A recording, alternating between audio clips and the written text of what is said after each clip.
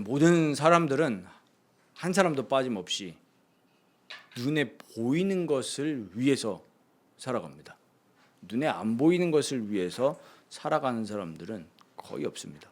눈에 안 보이는 것을 위해서 살아간다고 하면서도 실제로 사랑하는 것은 눈에 보이는 것들을 사랑하는 것이 우리 인간의 아주 자연적인 모습입니다.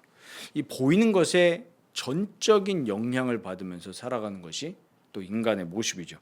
그런데 이제 사실 깊은 것을 보게 되면은 그 눈에 보이는 것을 위해서 살아간다고 했을 때 결국에는 나를 위해서 살아간다는 것을 우리는 이제 마주하게 되죠.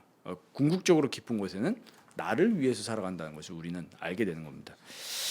여러분들 그 세계사를 공부하다 보면 알렉산더 대왕이라는 사람이 나오죠. 엄청난 사람이었습니다. 이 사람이 세계에서 가장 넓은 땅을 지배했던 사람인데 모르겠습니다. 그게 진실인지는 모르겠지만 전쟁에서 단 한 번도 진 적이 없다고 하죠. 그리고 너무 잘 싸워서 이기니까 스스로를 신이라고 생각했던 엄청난 사람입니다. 이 사람이 정복을 하고 나서 서인도 땅끝에서 바다를 바라보면서 뭐라고 스스로 생각했냐 하니까 이제가 내가 더 이상 정복할 땅이 없구나. 그 정도로 땅들을 다 정복한 거예요. 그러면서 어찌나 그게 마음이 슬펐는지 그렇게 얘기를 하고 이 마음의 슬픔과 눈물을 흘리면서 돌아오는 길에 잠시 그 바벨론 땅에 머물렀다고 합니다. 그 바벨론 땅에서 갑자기 질병에 걸려서 33살의 나이에 요절하고 말았습니다. 갑자기요. 많은 사람들이 그렇게 얘기합니다. 이 사람이 아마 장티푸스나 여러 세균에 감염되어서 그렇게 죽었을 것이다.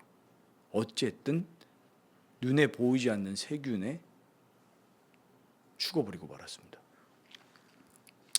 이렇게 우리가 인생을 보면 보이는 것을 위해서 살아가는데 결국의 마무리는 공허한 인생입니다. 우리가 이렇게 공허한 인생을 걸어가지 않기 위해서 오늘 본문을 보면서 우리가 무엇을 위해서 살아갈 인생이 될 것이냐 이거를 우리가 다시 질문하면서 우리를 변화시키시고 만지실 수 있는 분인 우리 성령님께 우리가 정말 참된 영혼의 길로 또 진리의 길로 걸어갈 수 있도록 우리 오늘 이 말씀을 통해서 간구해야 되겠습니다. 오늘 4장 27절에서 30절 보시면 이 오늘 본문의 시작은 수가성 여인이 동네로 들어가는 장면으로부터 시작이 됩니다. 이 여인이 사람들에게 말합니다. 29절을 보시면은 내가 행한 모든 일을 내게 말한 사람을 와서 보라. 이는 그리스도가 아니냐 하니. 그러니까 이제 드디어 무엇인가를 깨닫게 된 거죠. 우리 계속 사마리아 여자의 대화 속에서 보시지 않았습니까? 무엇인가를 깨닫는 겁니다. 이제는 부끄러움도 없어요. 그냥 물동이를 내 던져두고 바로 달려 들어가 봤습니다. 여기서 사마리아 여인이 말하는 내가 행한 모든 일이라는 게 무엇입니까? 지금 동네 사람들이 알고 있는 거예요. 뭘 알고 있습니까? 이 여자가 어떤 삶을 살았는지 어떠한 행실을 하면서 살았는지 다 알아요. 그러니까 이 지금 여인이 내가 어떠한 삶을 살았는지 처음 만났는데 나에게 말한 사람이 있었다. 이 사람이 바로 그리스도시다. 이거를 알리려고 뛰쳐 들어간 겁니다. 이 사람들 또 사마리아 동네 사람들에게는 어렴풋하게 뭐가 있었냐면 메시아에 대한 지식이 있었습니다. 그래서 이제 선지자들이 선포했던 말씀을 통해서 우리에게 메시아가 필요하고 하나님께서 메시아를 보내실 것이다. 이런 어렴풋한 지식이 이 사마리아 동네 사람들에게 있었습니다. 그러니까 이 여인은 동네로 뛰어 들어가면서 우리에게 드디어 그리스도가 오셨다. 이 사실을 전하려고 들어간 거죠. 그 이야기를 듣고 동네 사람들이 나왔습니다. 예수께로 지금 나오는 장면이에요. 그러는 사이에 오늘 이 30절의 그 장면이 마치고 바로 그 뒤에 연계되는 장면이 아니라 31절부터 장면이 갑자기 훅 전환되죠. 뭐 영화를 한번 보신다고 생각해 보십시오. 이 카메라가 지금 장면을 전환한 겁니다. 지금 어디로 지금 초점이 옮겨갔냐 하니까 예수님과 제자들의 대화 장면으로 지금 포커스가 옮겨가요. 이게 오늘 중요한 지금 맥락에 있거든요. 31절부터 38절 바로 그 장면인데 예수님이 사마리아 수가성 여인과 대화하고 있을 때 이 제자들 어디로 갔었습니까? 마을로 들어갔었죠. 왜 들어갔었죠? 음식을 구하려고 들어갔다가 지금 돌아와 가지고 음식을 갖고 온 거 아닙니까? 예수님에게 청하는 거예요. 라삐요. 스승님, 잡수셔서 가지고 왔으니까요. 그런데 예수님은 굉장히 항상 반전으로 이 대화를 하시는 것을 우리가 요한복음에서 계속 보고 있는데 뭐라고 하십니까? 내게는 너희가 알지 못하는 양식이 있다. 아니 기껏 자기를 위해서 음식을 가지고 온 제자들에게 하시는 말이 야, 난 니네가 모르는 음식이 있다. 이 얘기하신 거예요. 한번 우리 지금 생각해 보십시오. 제가 막 우리 장로님들하고 막 신앙적인 얘기를 하고 있는데 우리 전도사님이 점심을 구하려고 밖에서 김밥을 사오셨습니다. 가지고 장로님, 목사님 드세요 이러는데 제가 최준사님, 저는 전사님 알지 못하고 있는 음식을 가지고 있습니다. 안 먹어도 된다. 지금 이 얘기거든요. 제자들은 사실은 지금 어이가 없는 상황이에요. 성경에는 안 나와 있지만 자 그런데 제자들의 반응도 또 재밌습니다. 제자들의 반응은 또 어떻습니까? 누가 예수님에게 우리 스승님에게 잡수실 것을 갖다 드렸는가 이렇게 또 반응을 합니다. 그러니까 예수님이 중요한 말씀을 하시는데 34절에 뭐라고 하십니까? 예수께서 이르시되 나의 양식은 나를 보내신 이의 뜻을 행하며 그의 뜻을 온전히 이루는 이것이니라. 이 중요한 말씀을 하십니다. 예수님의 이 말씀을 통해서 우리가 깊이 생각하고 성령님께 간구해야 될 중요한 사실이 있습니다. 그것이 뭐냐면 도무지 우리는 영적인 눈이 열려 있지 않는 비참하고 처참한 상태라는 것을 인식을 하고 하나님께 이 영적인 것을 볼 수 있는 눈을 열어달라고 기도해야 되는 것이 오늘 우리가 보아야 될 첫 번째 것입니다. 이 영안을 뜨지 못한 사람들이 요한복음 3장에서부터 쭉 나오죠. 오늘 본문까지 오면서 쭉 봤던 사람들이 기억나실 겁니다. 니고데모. 또 누가 있었습니까? 세례 요한의 제자들. 기억나십니까? 예수님께 다 몰려가니까 우리 사람들 뺏깁니다 이랬잖아요. 세례 요한은 알고 있었지만 예수님께 가야죠 이제. 그런 제자들이 있었고 또 4장 시작이 되면서 수가성 여인. 마찬가지로 예수님과의 대화 속에서 보면은 계속 물질적인 거에만 포커스가 있었잖아요. 그리고 오늘 대화 속에서 나오는 예수님의 제자들까지 이 모습들을 보면은 공통적으로 영안을 열지 못했던 사람들이에요. 니고데모는 엘리트였고 수가성 여인은 사회적으로 지탄받는 인물이었습니다. 육신적으로 봤을 때는 갭이 너무나도 큰데 공통되었던 것은 영적으로 눈을 뜨지 못했다라는 그 사실이었죠. 우리는 이 등장인물들을 보면서 우리 성경을 볼 때마다 우리에게 나오는 반응이 있습니다. 어떻죠? 비웃습니다. 아유 저 영안을 못 열었네. 우리는 이렇게 반응해요. 광야 속의 이스라엘 백성들을 보면서 야 저 불신앙자들 비난합니다.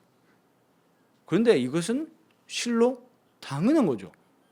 성령께서 영안을 열어주시지 않으면 우리는 절대로 영적인 사실을 볼 수가 없습니다. 우리가 이 본문을 보면서 비난할 수 있고 자주 섞인 우리가 웃음을 지을 수 있지만 실제로는 우리도 마찬가지라는 겁니다. 왜 마찬가지냐? 오늘도 성령님께 우리가 영안을 열어달라고 기도하지 않으면 우리도 똑같아요. 이게 얼마나 우리가 교만한 자세인지 모르죠. 이 세상 많은 거의 모든 사람들이 이 죄로 말미암아서 영의 눈이 어두워졌습니다. 그래서 하나님을 볼 수도 없고 하나님을 위하여서 살아갈 수도 없는 지금 그런 영적인 상태 속에 놓여져 있죠. 그러니까 이게 참으로 비참한 상태 속에 우리의 영혼이 놓여져 있다는 사실을 우리는 인식을 해야 됩니다. 그리고 또 성령님의 도움이 없으면 인식을 할 수가 없죠. 인식을 할 수가 없습니다. 그러니까 우리가 하나님의 은혜로 눈이 열려지지 않으면 우리도 세상 사람들처럼 썩어질 것을 위해서 살아갈 수밖에 없습니다. 알렉산더 대왕도 그랬던 거죠. 그 공허한 인생 속에서 엄청 허무하게 갔잖아요. 우리 이제 다음에 설교할 때 나오겠지만 요한복음 6장에 예수님이 하신 유명한 말씀이 있습니다. 우리 요한복음 6장 26절 27절 보면은 예수님이 무리들에게 뭐라고 말씀하십니까? 너희가 나를 찾는 것은 표적을 본 까닭이 아니고 떡을 먹고 배부른 까닭이다. 엄청난 일침을 하시죠. 사람들이 왜 예수님 따라다닌 겁니까? 배불렀기 때문에 따라다닌 거예요. 지금 시대가 딱 그렇지 않습니까?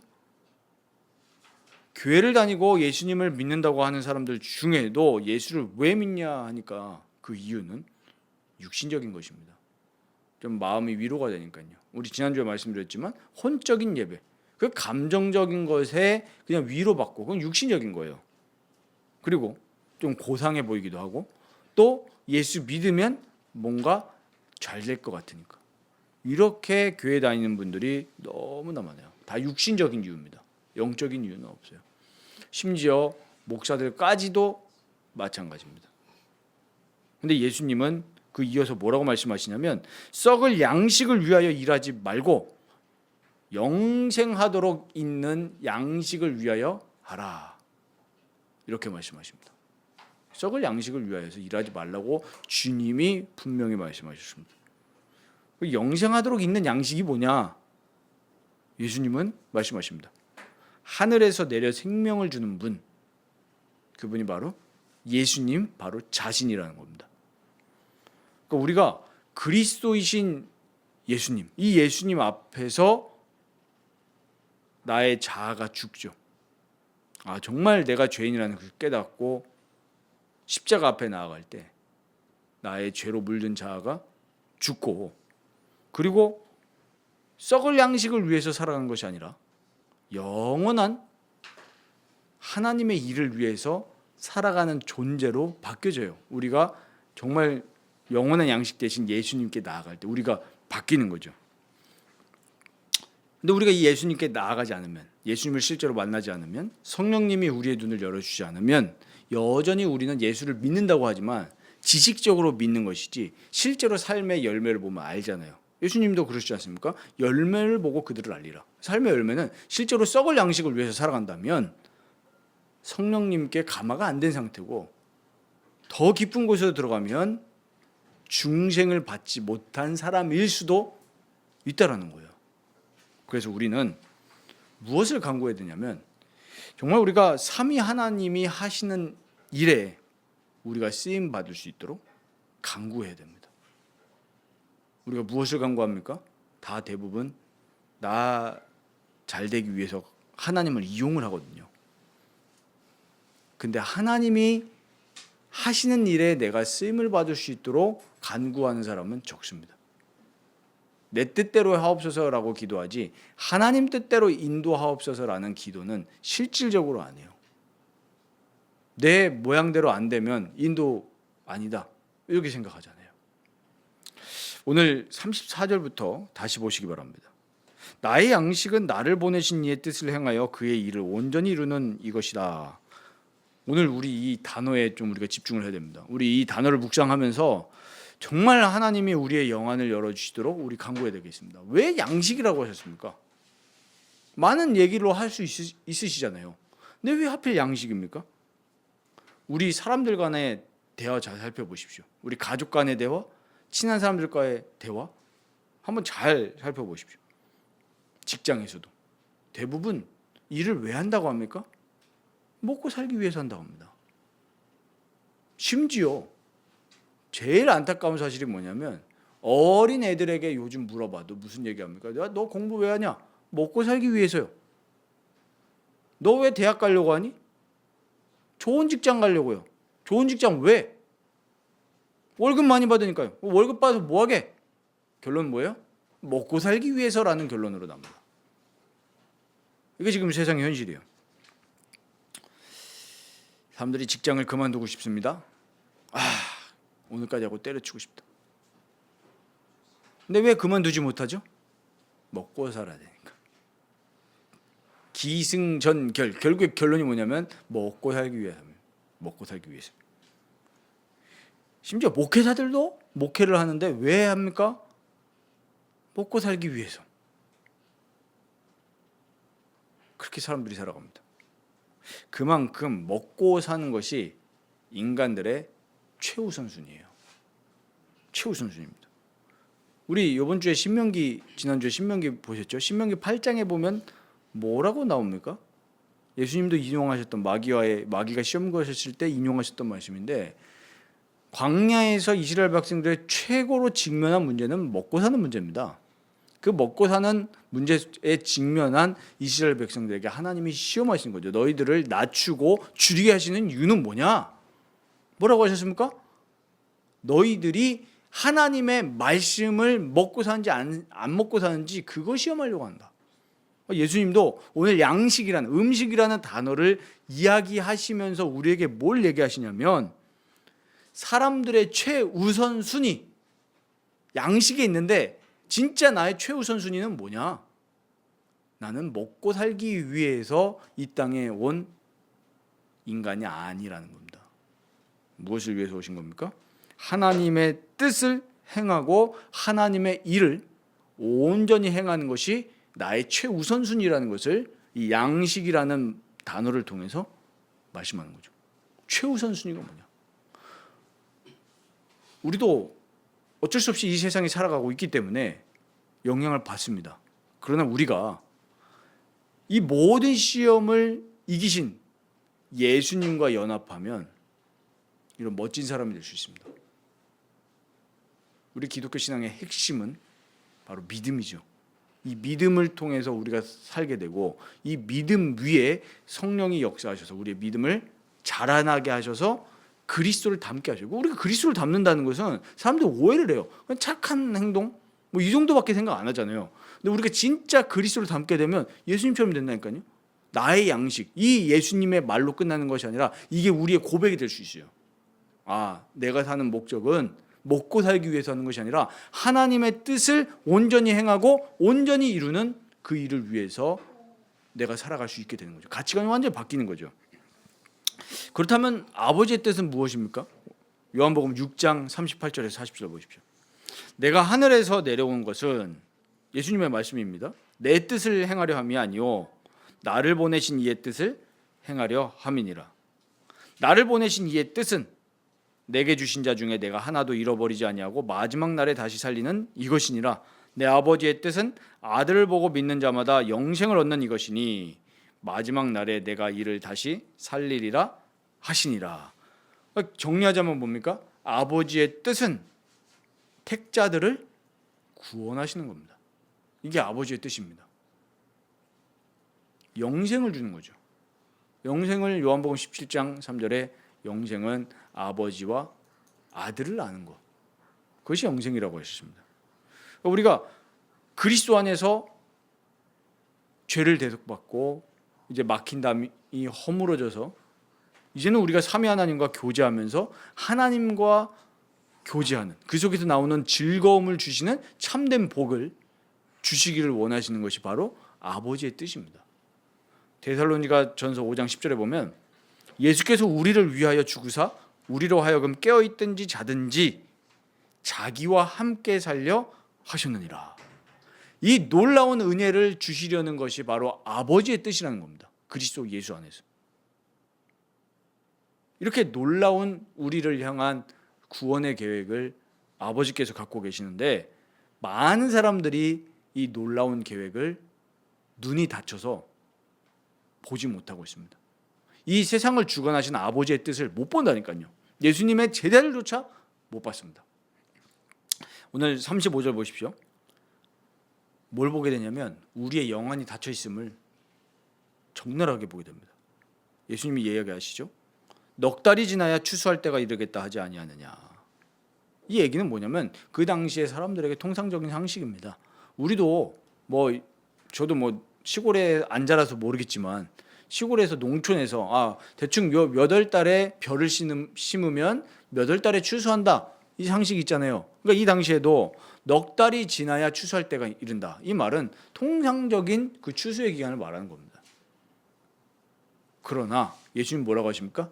눈을 들어 밭을 보라. 이미 추수할 때가 되었다. 밭이 휘어졌어요. 추수할 때가 되었습니다. 이 얘기는 무슨 말씀하시는 거죠? 육신적인 열매를 추수하는 그 얘기가 아니라 지금 하나님께서 구원하실 사람들이 이 땅이 너무 많다. 이 사마리아 땅을 두고 얘기하시는 겁니다. 당시의 유대인들, 심지어 이 예수님의 제자들조차도 사마리아 땅을 보면서 뭐라고 생각하셔요? 여기는 안 돼. 얘네는 우상 숭배하는 사람들이야. 얘네 안 돼. 얘네 희망이 없다.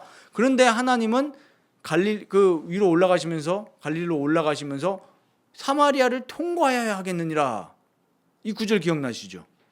그를 향한 아버지의 계획이 있으니까 아들 예수께서 가셔야만 되는 거예요. 그러니까 예수님은 그 안에 아버지가 택한 자들이 있기 때문에 나는 그 아버지의 뜻을 행하려고 간다. 지금 여기 너무 많지 않냐? 눈을 들어 밭을 보라. 추수할 자가 너무 많다. 이 얘기하시는 거죠. 그리고 36절부터 38절 보십시오. 오늘 이 본문의 하이라이트인데 이 씨 뿌리는 것과 씨 열매를 이제 거두는 것을 비유하시면서 말씀하시는 거죠. 이 사마리아 동네 상황과 같이 이해해서 보셔야 되는 구절입니다. 이 사마리아 동네에 지금 이 구원의 역사가 일어나는 것이 우연찮게 일어난 것이 아니라는 이야기입니다. 바로 지금 예수님이 가셨기 때문에 이 역사가 일어난 것이 아니라 누가 있다는 거예요? 이미 뿌렸던 사람들이 있다. 이미. 이 뿌렸던 사람들은 누구를 얘기하는 걸까요? 율법과 구약의 많은 선지자들을 이야기하는 겁니다. 그들이 하나님의 말씀을 전했고 회개하라고 외쳤고 하나님께로 돌아오라 이렇게 외쳤던 구약의 선지자들이 있습니다. 근데 우리는 뭘 보죠? 이 구약의 선지자들이 정말 어떻게 보면 육신적으로 보면 비참했지 않습니까? 예레미야는 맞고 이사야는 우리 썰려서 죽고 많은 구약에 외쳤던 선지자들이 있습니다. 이 하나님의 말씀을 전했던 것이 지금 열매로 돌아온다는 것을 예수님이 이야기하시는 겁니다. 우연이 없습니다. 37절 보십시오. 한 사람은 심고 다른 사람이 거둔다 하는 말이 옳도다. 절대 우연이 없습니다. 38절에 보면 다른 사람들은 노력하였고 너희는 그들이 노력한 것에 참여하였느니라. 어마어마한 말씀입니다. 그러니까 오늘 우리가 이렇게 살아가는 것이 그냥 우리의 오늘 한순간순간을 살아가는 것이 아니라 하나님의 놀라우신 계획과 뜻 안에서 하나님의 계획의 퍼즐을 하나님 우리를 통해서 맞춰가는 거예요. 절대로 우연이 없습니다. 저 한 사람이 구원받았을 때 그냥 구원받는 게 아니에요. 첫 번째는 아버지 하나님의 큰 뜻이 있고 저 사람을 위해서 기도했던 사람들이 있는 거고 저 영혼이 지나가면서 들었던 말씀들이 있을 수 있어요. 때로는 우리가 그렇게 저거 좀 세련되지 않다, 좀 투박한 방법들이 있잖아요. 예를 들면 예수 천당 불신조. 제가 이 구절 묵상하면서 이제 그런 거 욕 안 하기로 했습니다. 저게 한 꼭지가 될 수 있다니까요. 어떤 사람에게는. 우리는 뭘 봐야 됩니까? 나의 방법, 내 스타일이 아니라 아버지의 뜻을 봐야 되는 거예요. 우리도 아버지의 뜻 안에 있는 사람들이기 때문에. 그러니까 우리가 뭘 간구해야 되겠습니까? 거두는 자로서 살아가기를 원하면서 간구해야 되겠습니다. 36절에 보면은 거두는 자가 이미 삭도 받고 영생에 이르는 열매를 모으나니라고 이렇게 말씀하시죠. 자, 이미 삭도 받는다. 이게 무슨 뜻입니까? 우리가 하나님의 구원 역사, 하나님이 나를 통해서 교회를 통해서 공동체를 통해서 하시는 구원의 역사를 보면서 우리 뭘 느낍니까? 기쁨과 감사함을 느끼죠. 그게 이미 받는 삭시예요. 그러니까 얼마나 감사한 마음이 듭니까? 하나님의 구원 사역을 위해서 교회가 세워지는 거. 하나님이 교회를 통해서 택한 자들을 구원하시거든요. 우리 계속 신앙 고백서 통해서 배웠잖아요. 하나님 교회를 통해서 모든 걸 하십니다. 그럼 우리가 뭐 개척교회니 뭐 대형교회니 이런 거 말할 이유가 없어요. 그냥 하나님이 나에게 보내신 곳, 내가 섬기라고 보내신 교회를 통해서 하나님이 하실 일을 우리는 묵상하면 되는 거예요. 그럼 이 교회를 통해서 말씀이 선포되고 이 말씀을 통해서 택자들의 마음에 성령님께서 감화하시고 또 조명해 주셔서 구원의 열매를 맺게 하시는 거예요. 근데 이것으로 끝나지 않는 거예요. 그러면 예수님 오늘 뭐라고 하십니까? 영생에 이르는 열매를 모은다고 말씀하시죠. 썩지 아니할 상급이 준비되어 있다고 약속하시는 겁니다. 분명한 주님의 약속입니다. 우리가 이 영원한 상급을 위해서 살아가야 되는데 우리의 시선이, 우리의 마음이 너무나 땅에 놓여져 있을 때가 많습니다. 아버지의 뜻, 이게 상관이 없고 내 뜻이잖아요, 우리는. 근데 예수님은 아버지의 뜻을 이루려 왔다. 아버지의 뜻을 행하려 왔다. 그것은 바로 영원 구원에 대한 계획입니다. 그래서 우리가 이 영원한 상급을 위해서 썩어지지 않을 열매를 우리가 거두기 위해서 살아가는 정말 복된 삶이 되시기를 주님의 이름으로 축원드립니다. 이렇게 기도하시기 바랍니다. 그리고 우리가 또 명심해야 될 것이 또 한 가지가 있는데 우리가 정말 놓치기 쉬운 거예요. 구원 사역에다가 포커스를 안 두는 그리스도인은 없을 겁니다. 내가 복음 전해야 되겠다. 내가 사는 이유가 있다. 사명이 있다. 이렇게 생각하지만 이 구원 사역의 주관자는 내 자신이 아니라는 거예요. 아버지 하나님께 있습니다. 자꾸 전도를 우리의 열심과 우리의 계획에 달려 있다라고 하는 이상한 사상이 교회 안에 널리 퍼져 있습니다. 물론 성경에도 나오듯이 고린도후서에 나오죠. 너희가 주의 일에 힘쓰는 자가 되라 라고 하셨지만 그건 우리의 자세, 힘쓰는 것이지 거두는 것은 철저하게 하나님의 손에 있는 겁니다. 구약의 많은 선지자들이 열매 있던 선지자들이 얼마나 되겠습니까? 그런데 그 열매가 지금 이 사마리아 땅에서 지금 일어나고 있는 거거든요. 야, 너네는 심지 않았는데 거두는 거다. 왜? 심은 자가 있다 이미. 그 얘기 하시는 겁니다. 게으르면 안 되겠죠. 당연히 힘쓰고 우리가 기도하고 베풀고 또 보듬고 해야 돼요. 하지만 이 구원 사역은 철저하게 삼위 하나님의 사역이라는 사실을 우리는 명심해야 됩니다. 우리는 그냥 여기에 쓰임받을 존재일 뿐이다. 이걸 알아야 돼요. 그래서 교회 내에서 저도 예전에 느꼈던 건데 저도 그랬고 그러니까 참 회개가 많이 되죠. 저 사람을 통해서 한 영혼이 구원받고 교회에 왔다. 감사한 일이잖아요. 같이 기쁨을 누려야 되는데 무슨 마음이 생깁니까? 경쟁심이 생겨요. 이게 뭐예요? 구원 사역을 내 것이라고 착각하는 거예요. 그리고 구원 사역과 전혀 관계없이 그냥 나만 보고 사는 사람들이 있어요. 그것도 올바른 신앙은 아닙니다. 하나님의 내가 뜻에 쓰임 받기를 원하는 것이 진정한 신앙인의 자세거든요. 하나님을 사랑한다면. 근데 하나님을 위해서 살아야 되잖아요. 하나님의 일이 뭡니까? 택자들을 불러서 영생을 주신 일이에요. 자, 오늘 40절부터 42절까지 보시기 바랍니다. 이제 장면이 바뀝니다. 이제 사마리아 동네 사람들이 그 여인의 말을 듣고 예수님께로 와가지고 뭐라고 요청합니까? 예수님, 우리와 지금 같이 계셔 주십시오. 이렇게 요청을 해요. 그래서 예수님께서 이틀을 계셨습니다. 예수님께서 말씀을 전하셨고 그 말씀으로 인해서 그 사마리아 동네에 믿는 자들이 많아졌다라고 지금 기록되어 있죠. 그런데 동네 사람들이 놀랍게도 이 여인에게 말하는 사실이십니다. 뭐라고 합니까? 이제 우리가 믿는 것은 너의 말로 믿는 것이 아니다. 우리가 친히 듣고 그가 참으로 세상의 구주신 줄 알게 되었다. 놀라운 고백이죠. 이걸 통해서 우리는 뭘 할 수 있습니까?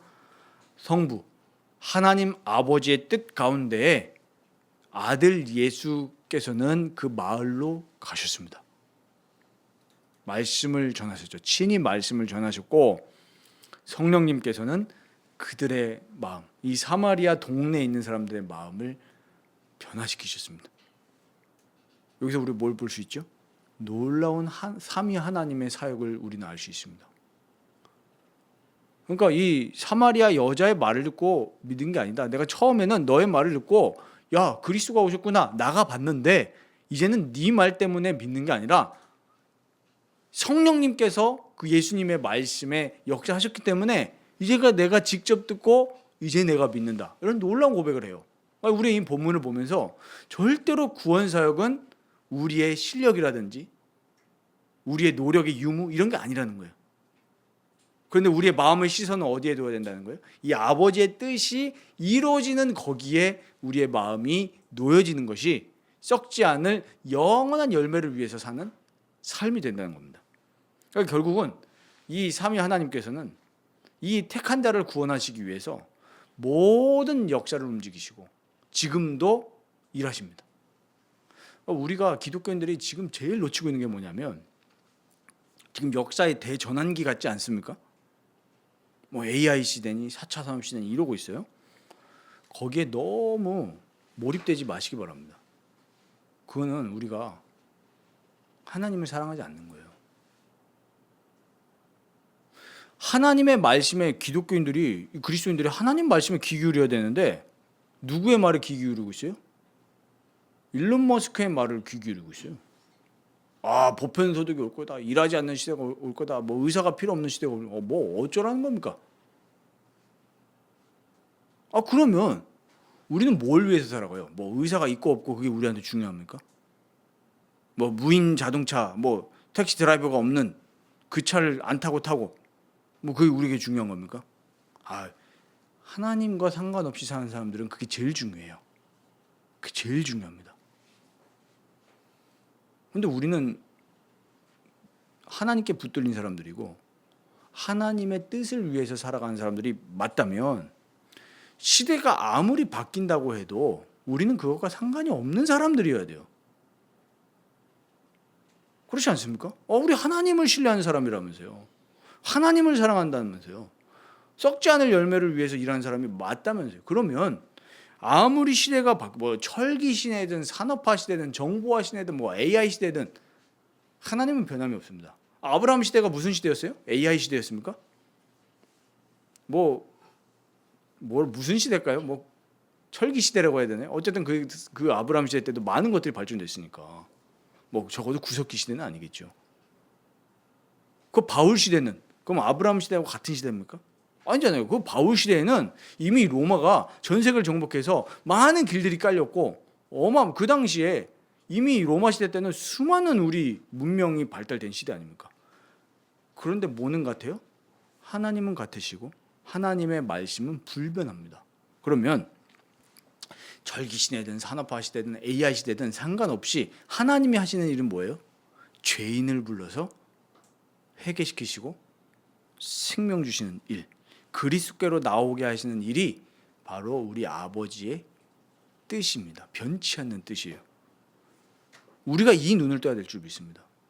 세상 돌아가는 거에 우리 정신이 다 팔려가지고 영원한 상급을 위해서 살아가지 못한다면 비참한 인생입니다. 우리가 이 하나님의 뜻 이걸 볼 수 있는 눈을 열고 세상을 보면은 이 세상이 해석이 되겠죠. 이렇게 시대가 오는 것은 주님 오실 날이 가까워왔구나. 저는 그게 정말 느껴진다니까요. 한 뉴스를 봤는데 그 위클리프 그 성경 번역 단체가 있어요. 근데 이분이 나와서 인터뷰를 하시거든요. 거의 많은 언어들이 성경으로 번역이 됐는데 아직도 번역이 안 된 게 있어요. 사람들이 그 배우기가 힘든 그런 언어. 근데 너무나 놀랍게도 그분이 하신 얘기가 AI 그 성경 번역 툴이 있는데 내가 그 부족에 가서 언어를 몰라도 그걸 다 스크랩을 하는 거예요. 일단 그 대화의 맥락을 체크하고 이렇게 해가지고 넣으면 성경이 번역이 된다. 저도 요즘에 그런 그 번역을 보고 있는데, 제가 그걸 보면서 느낀 건 뭐냐면, 모든 것이, 물론 뭐 AI라는 것이 인간의 탐욕으로 인해서 개발이 될 수도 있겠죠. 그렇지 않습니까? 그거 가지고 내가 많은 수익을 얻으려고 많은 회사들이 지금 눈에 불 켜고 달려들 거 아니에요. 그러나 그 위에 누가 계시는 거예요? 우리 아버지가 계십니다. 모든 인간이 살고 죽는 거 흥망성쇠 다 아버지의 뜻에 있습니다. 인간들이 자기 편하려고 만들어냈는데 아버지께서는 자기의 뜻을 이루세요. 우리는 그걸 봐야 돼요.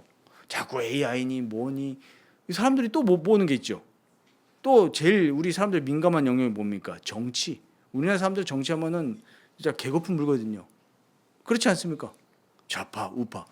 왜 그걸 봅니까, 우리가? 우리는 뭘 봐야 돼요? 아버지의 뜻을 봐야 됩니다. 아버지께서 이 사람을 대통령으로 세우셨다, 이 사람을 왕으로 세우셨다. 그게 우리랑 뭔 상관입니까? 그렇지 않습니까? 근데 많은 사람들이 기독교인들조차도 뭐라고 합니까? 정의, 이런 얘기하고 있어요. 그 정의보다 위에 있는 게 뭐예요? 아버지의 뜻입니다. 그 당시에 로마 통치 아래에 있었지 않습니까? 이스라엘이. 근데 제자들은 뭐라고 합니까? 이 사람들에겐 정의가 중요해요. 주님, 우리가 이스라엘 나라가 회복될 때가 언제입니까? 이게 얘기했을 때 예수님 뭐라고 하셨습니까? 쟤네 알 바 아니다. 뭘 기다려라? 아버지께서 약속하신 것을 기다리라. 그 말씀을 보면 우리가 지금 뭐 해야 되는 거예요? 누구 정권 퇴진운동, 촛불, 아니면 또 반대쪽에서 뭐라고 합니까? 황당한 얘기 들었습니다. 지난주에 어떤 분이 몇 천억을 모금해가지고 나라를 다시 건국하겠다. 근데 저는 어떻게 보이냐면은 그쪽이나 왼쪽이나 전 똑같이 보여요. 기독교인들도 거기 매몰돼 있죠. 우리는 뭘 봐야 됩니까? 아버지의 뜻이 뭐냐? 그럼 로마라는 나라가 정의롭습니까? 하나님의 뜻에 맞는 나라입니까? 그럼 독립해야죠, 빨리. 근데 예수님 뭐라고 하십니까? 그거 니네 할 바 아니다. 니네가 할 건 뭐냐? 성령의 충만을 받고 뭐 해라? 땅끝까지 가서 복음을 전해라. 이거예요. 그러면은 오늘 우리가 이 시대와 이 나라에 살았을 때 하나님의 계획이 뭐겠습니까? 우린 그걸 질문해야 되는 거예요. 세상에 매몰되지 마시기 바랍니다. 우리는 아버지의 뜻을 바라보고 가는 사람들이에요. 오늘 우리가 이 말씀을 마무리하면서 우리 사랑하는 성도님들이 정말 마음에 담아야 될 말씀이 있습니다. 그게 뭡니까? 너무나도 잘 아시는 마태복음 6장 33절 말씀입니다. 예수님이 직접 말씀하신 거죠. 산상수훈에서 말씀하신 거예요. 뭐라고 하셨죠? 단어가 중요해요. 먼저라고 했습니다. 너희는 먼저 뭘 구하라고요? 그의 나라와 그의 의를 구해라. 이것이 우리의 제일 첫 번째가 되어야 된다는 겁니다. 삼위 하나님께서 모든 것들을 통치하시고 이루시면서 하시는 일은 다른 일이 아닙니다. 죄인을 불러서 회개시키고 그 사람이 하나님을 예배하는 예배자로 살아가도록 만드시는 거예요. 구원을 이루어 나가시는 거죠. 이거 말고 다른 주님의 계획이 있습니까? 없습니다. 정치, 경제, 사회, 수많은 돈이 오고 가는 거 다 아버지의 뜻 안에 아래에 있는 겁니다.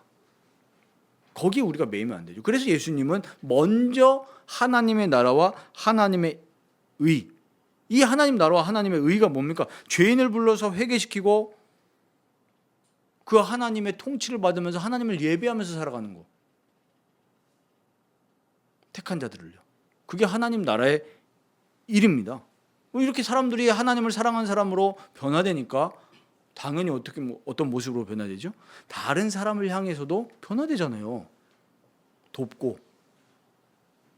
근데 많은 기독교인들조차도 이걸 보지 못하고 저런 정치제도 아니면 이런 제도, 이런 복지제도가 있으면 사람들이 더 좋아지지 않을까? 이거 얘기한다는 것은 정말 그거는 말도 안 되는 소리입니다. 왜냐하면 모든 사람은 죄인이기 때문에 죄를 회개하고 아버지께 붙들리고 아버지를 사랑할 때 우리 인간이 온전해지지 사회복지제도로 인간이 온전해지는 게 아닙니다. 착각 중 착각이죠. 그러면 예수 믿지 말아야죠. 그런 사람들은. 정치운동해야죠.